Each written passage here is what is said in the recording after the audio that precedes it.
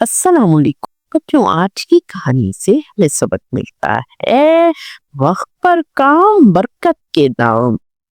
बच्चों, एक छोटे से गांव में बहुत प्यारी बच्ची रहती थी जिसका नाम था फजर। बच्चों, फजर के साथ एक मसला था। वो जूते ही नहीं पहनती थी। जूते पहनने में हमेशा सुस्ती करती। अम्मी कहती, फजर जूते पहन लो, और वो कहती, ओफो, बाद में पहन लूंगी, अभी नहीं। एक दिन फजर ने गुलाबी रंग की जूतियां खरीदी, स्टार लगी हुई, चमकीली लश्कीली प्यारी सी। लेकिन जैसे ही इसने जूता पहना, जूते ने हल्की सी आवाज निकाली, टन टन। फजर घबरा गई। ये किसने कुछ कहा? टन टन टन टन। जूता बोला, मैं टन टन जूती हूँ। फिर क्या हुआ? जूता चलने लगा। फजर चीखी, अरे रुको रुको, मैं अभी तैयार नहीं। लेकिन टन टन जूती, वो तो जादुई जूती थी। वो तो भागती कूदती घूमती हुई सीधी बाहर निकल गई।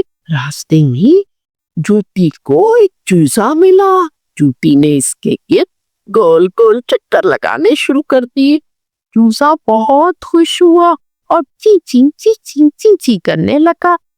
फिर चूजा जूती के साथ चल पड़ा। रास्ते में एक फूल मिला। जूती ने इसके सामने छोटा सा डांस किया। फूल हिलने लगा, जो हंसने लगा, जैसे कह रहा हो बहुत शुक्रिया। फिर जूती पार्क में पहुंच गई। जूती सीधी स्लाइड पर चढ़ गई और फिसल कर धड़म नीचे आ गई। फजर तो हाँफने लगी। अरे अरे अरे टुन टुन, मैंने कभी इतनी दौड़ नहीं लगाई। हायला हायला। आखिरकार जूती रुकी और बोली, फजर देखो, तुम जूती वक्त पर पहन लिया करो।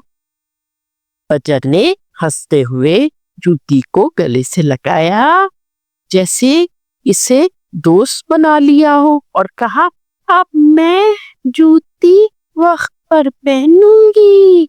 टुन टुन ने खुशी से आवाज निकाली, टुन टुन टुन टुन टुन टुन टुन टुन।